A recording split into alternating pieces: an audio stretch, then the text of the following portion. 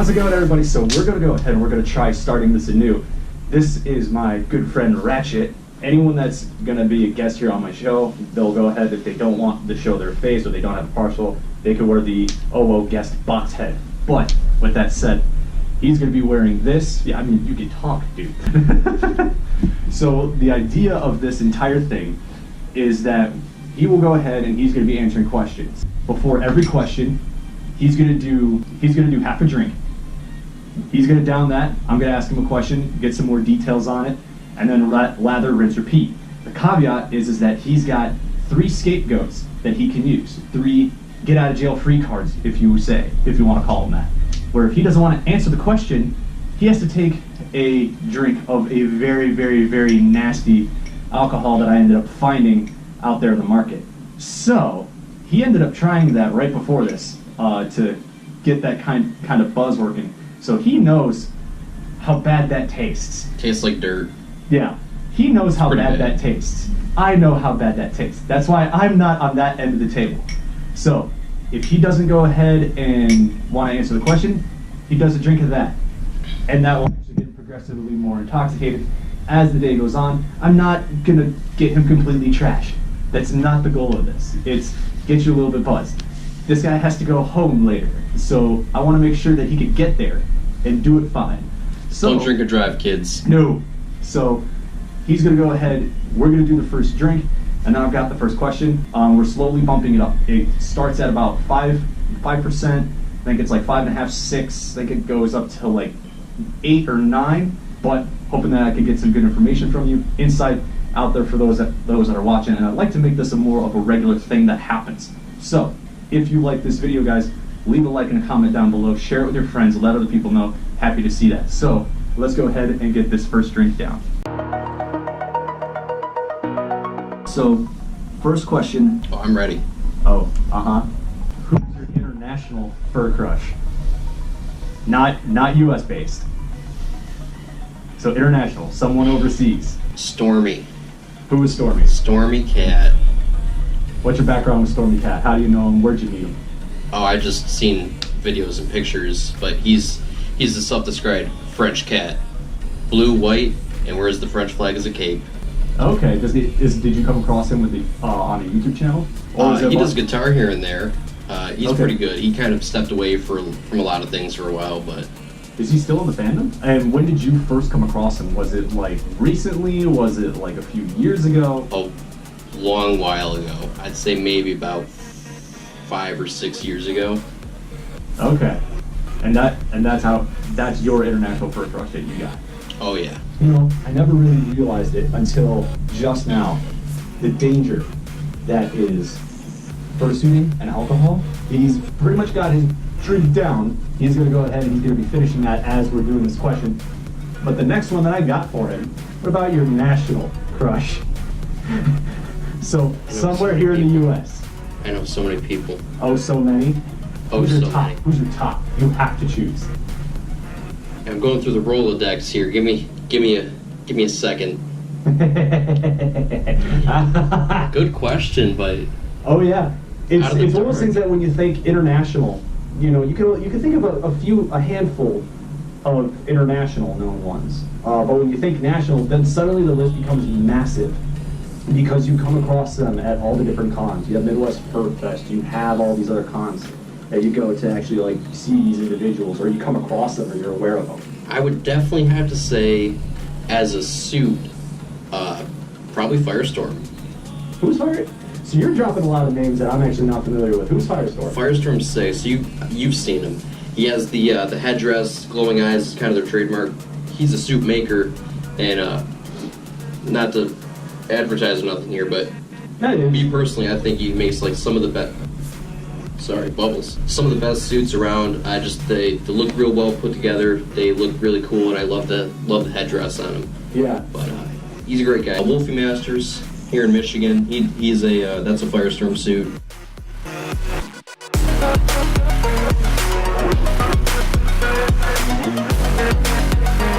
Who's your local crush? Oh yeah, I'm blasting you on this one, and I do not care. We went from the international level, we went to the national level. We're going local, someone here in this state. I don't mind fessing up. The problem is I just know so many people. Well, I guess you have to start. I guess you're gonna have to start name calling out someone. You're gonna have to start calling someone out. And I will almost guarantee you that I will at them in the Telegram chat later, so I can throw you under the bus. I can only hope. It's fine. I'm small enough. If I squeeze in real tight, I could probably have that bus go right on over with no problem. I see what you did there. It's a short joke. I'm like 5'3". Not you, because that's too obvious. I'm out. You're on the list. I'm out. Oh, okay. Sigma, come back. Oh, good, you came back. No, and just because I want to see him out of that, X the Fox. No, come on. You're scapegoating the answer, not the drink this time. Damn, you got me. You got me. Come on. Even I know that one. I hang out in the chats long enough to know that if you're gonna throw a name like that, I know you're scapegoating the answer. But what if it's true though? I seriously doubt that. Now here's the thing. Yep, you caught me. Now here's the thing though. I find it interesting that this is me personally, because we've had variations of this specific question and conversation before, where we've talked, and there's a furry that both of us really like. We both really like this particular fursuit, Raz. Oh, yeah. Raz. He's a Chicago-based furry. He's fucking adorable and amazing. Absolutely love him. He was probably one of the first contacts that I had in fandom. And I find it interesting, again, not that I care or anything, it's just interesting because we both had this conversation. We both really like that individual. Yep. But you can't use him because he's not local. Yeah. Okay, so good. I was going to say I didn't know what local meant, like, because I lived in 3 different places. Damn it, I know too many people. Do I need to pull up the chat? No, MIP'd. Probably MIP'd. Oh my god, Spicy Boy. Spicy Boy MIP'd. Spicy Boy. Oh my god. Yep. I got a gift from him, and I'm gonna see if I can get a higher quality version. Yeah, that's the gift. That's the whole gift. No, Spicy Boy. He's shorter than you, is he not? He is a little bit taller than me. He actually. No shit. Yeah, he's a little bit taller than me. He actually he's in the area now. In this area specifically? Ish. Okay, yeah, no, he's not that far at all. No, he just moved. But yeah, Spicy Boy Mip, if you're watching, this one's for you. You pretty much got that one knocked out. So I think it's safe to say that we can go on to the next question and talk about background story a little bit. I know you. We were talking about backgrounds for a while, how we came up with our own upbringings and everything, and everyone's got their varying backstories from the fandom. You know, it could be anything. This is anything from military, business professionals, you know, those that are younger. I mean, there was someone that I saw at a convention that was like 7 years old, and they had a fursuit head. Freaking adorable. Lawyers, surgeons, professionals. Yeah, scientist. Kage's a scientist. Oh, he's a published scientist. Yeah. Like, oh my god. What was your first introduction to the fandom? How did you find out about this fandom? Was it through a comic? Was it through a movie? Was it through something online? Oh man, web diving. I mean, how did you come across us? Web diving. So it's since I was probably like maybe 12. Okay. But it was a lot of web diving. It's funny what you find through hyperlinks on Wikipedia. Oh, yeah, but it was good. It was responsible stuff. It was stuff that like made me actually feel like, hey, I'm into this. In fact, we've been bringing him up a lot now, and I think maybe if we ever get him out here, maybe we could do an impromptu show at MCFCU. Actually, I think that'd be great. But Kage.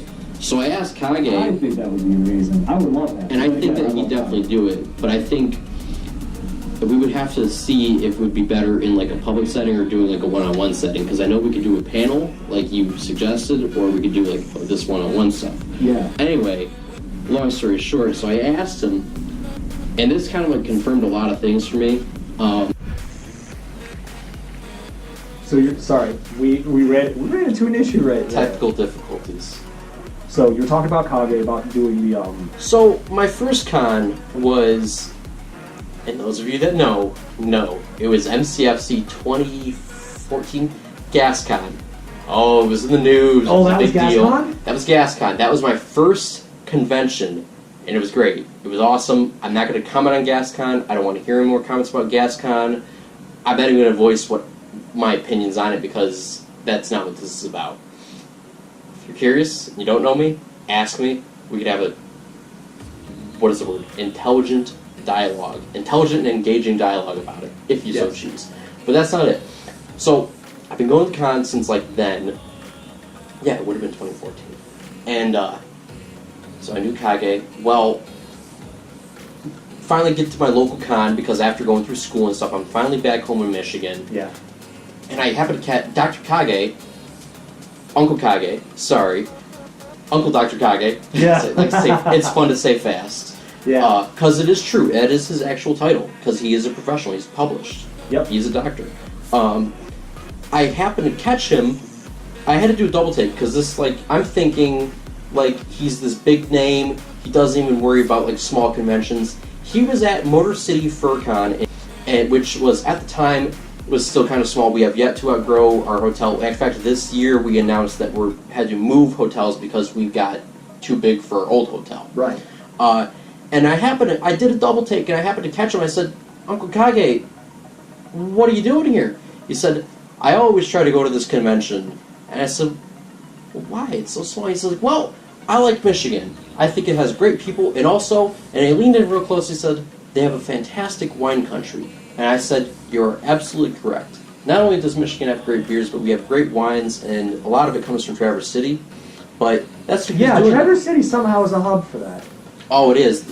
A lot of it's cherry-based, but it's like fruit country up there. Yeah. So anyway, and I asked Kage, I said, so how does somebody like you really get in the fandom? He said, well, it's not something that you really get into. You're either hardwired, it's something that's hardwired. You either are into it or you aren't. Yeah. And that absolutely makes sense. Like, there's people that, like, this isn't like Star Wars or anything like that, where, like, you can, like, kind of get into it. Like, some people's brains are just, they like big fluffy fuzzy animals. Other people are like, that's weird, why is that a thing? And they're so,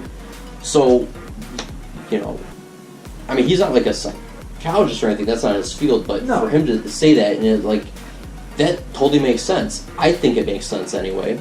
And so we got people like that, but that totally makes sense. So I'm sorry, in a roundabout way, how I found out about the fandom was wiki diving, and it's like I realized that this is something that clicks with me. Yeah. And it took off from there, and I'm so happy to be part of it. I'm so glad that I have this community in 3 states nonetheless. And then if I were to extend that to people that I've never really met, but I've known online through. Yeah. We're living in the age of instant communication. Yep. So, but it's a great thing. Super nice people. You know, there's a lot of role models. Like I said earlier, though you were asking crushes, not role models. True. Yep. That is true. Yeah. Crush does not necessarily necessitate a role model. Role model does not necessitate a crush. So next question I got on here. Did you ever find that things from your furry fandom started to bleed into your professional life? Did you have any close calls? I'm usually really good at keeping a partition lifestyle. And that's fine. Most of us have to keep a partition lifestyle for it. I kind of do. You know, my direct manager at my job knows that I do this. But it's not something that I'm like, hey, I do this or whatever. It's just like, no, like I do this. No. Done. I actually will honestly have to say, completely honesty, to my knowledge, I have not had any close calls. So, and this is out of curiosity, and it's fine that you keep a tight separation on that. I mean, like myself, you know that I keep it fairly separated too. But I'm interested, and if not for me, at least the viewers that we've got out there, what's your reasoning why you keep it separate? I've had a lot of bad luck with workplace environments, and I don't mean that in such a bad way, because I can cope with things like a roll of punches. I could be one of the guys, which I don't ever have a problem with. My problem is that, like, I know a lot of coworkers viewpoints on certain things, like Yeah. for a fact concrete. It's not like well, maybe they would or maybe they not. It's like there is still fear of being ostracized in the workplace. When you got a whole bunch of if it's younger people, okay, maybe they're more open and like they could jive with it. But the majority of my coworkers have been like, they're 30 years into the game. They're like 50-some, 60-some years old. So it's like they won't get it, which is, I've just had a lot of real bad luck, and I haven't had and I don't mean this in a bad way, because honestly, I love where I work, and I feel good enough to where I can keep a partition where it doesn't affect me at all. Now, I know that's not true for some or a lot of people. They gotta, and be you. They gotta, I'm a furry, I'm in this thing, and that's fine, that's awesome. I love it. I love people that can do that, and I love the fact that they have the platform to be able to do that, and they feel they have a good enough environment to do that in. Yep. I haven't, the cards for that have not come up yet. Yeah. All I can tell you with that is be you, be genuine to yourself, and even with me living a partition lifestyle, I am genuine to myself, because it's a professional matter. It sucks that we don't live in a society where more people are open to an engaging, intelligent dialogue about a differing viewpoint. Yep. Everyone, doesn't matter if you're left, right, or upside down, everyone wants to point fingers and fight. And like, you're wrong, you're absolutely wrong, and I think that's wrong. I think that's wrong to just immediately cut that person down, because that person obviously thinks and believes that for a reason. It might not be the socially acceptable reasons, and that's where the engaging, intelligent dialogue comes in. Right. But no, and I'm sorry, I just see, again, walls are coming down. You got something here, my friend. Yeah, it's so for those of you that are watching and you actually are going like, this is oddly familiar, this is very much like hot ones, it's because it kind of is. They use hot ones, I'm using alcohol. Scapegoat. I can't finish IPAs. Okay. That is my folly. Okay. I'll do a shot of that before I finish that IPA. Okay. Let's set that down. Let's get him the shot. I'm in trouble, folks. When they say lesser of two evils? This is that. I think it's interesting. This is just me personally. I think it's interesting that of the beers that you effectively called scapegoat on, that's the one you called it on. Well, because he has me at a disadvantage. I know I don't like IPAs. It is a good drink, but I can't finish IPAs. It's too much. All right. So bottoms up. That's one of 3. So you're doing pretty good. And if you need to, you could wash it down with the IPA. No. Oh, I'm so glad I got that. I'm so glad I got that alcohol. See, for me, the problem is this is like the LaCroix of like alcohol. It tastes like rubbing alcohol with like a breath of a hint of blackberry. Yep. It's like awful. Yeah. It's like really bad. Oh, then there's a plasticky aftertaste. Awesome. Yeah. That's the reason why I have it. Scapegoats are not supposed to be pleasant. They're supposed to be a punishment. Yeah, well. So it's doing its job. It's more palatable for me than the IPA. So. We're gonna do the final question, and then we'll have you polish it off. I've got a bottle of Sweet Revenge. You can get that at Meijer or anything like that. Easy. Really, dude? Really? Yeah. Good to the last drop. Horrible to the last drop. Yeah, horrible to the last drop.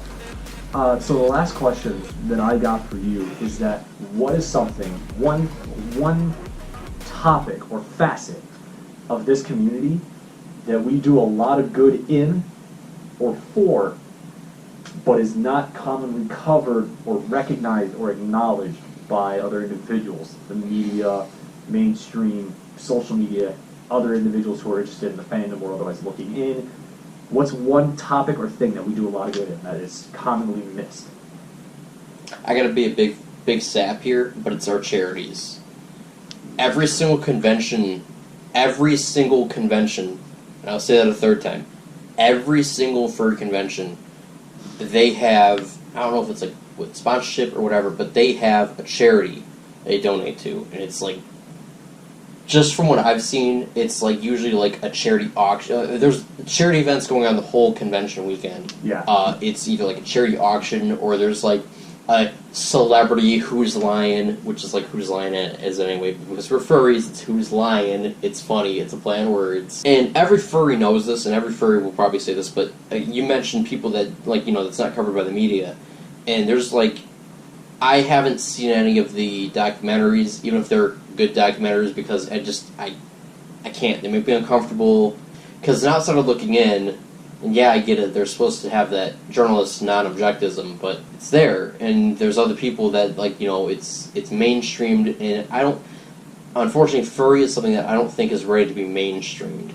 But honestly, they're charities. Like, I remember, oh my gosh, like, and this is my most miserable convention because I had some health issues going on. Yeah. But MFF, Midwest FurFest 2015, I've never just seen people donate to charities like this. It's crazy. Now, a lot of times it will be like an animal related charity, which is great, which is fine. I'm not talking, but just the idea is there. The idea that these are some of the most wholesome, giving individuals that I know in my entire life, or people that I know in the fandom.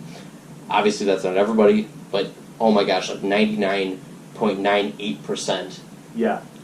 Are fantastic, wholesome, amazing individuals. Because, like, it's kind of a thing where, like, we all got to keep our own.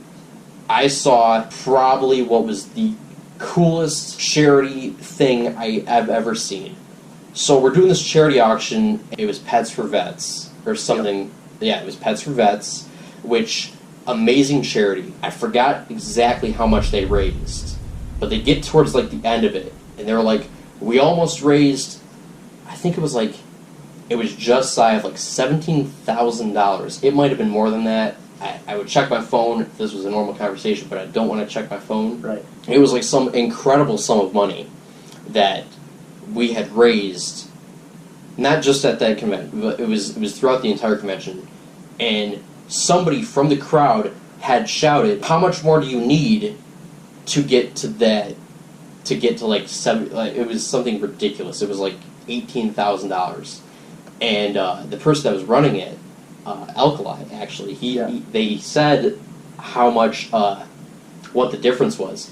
And this person, obviously furry, but this individual said, okay, and he went right up to the front of the stage, and he handed them a check for the exact amount and more, from what I understand, to make and surpass that mile marker.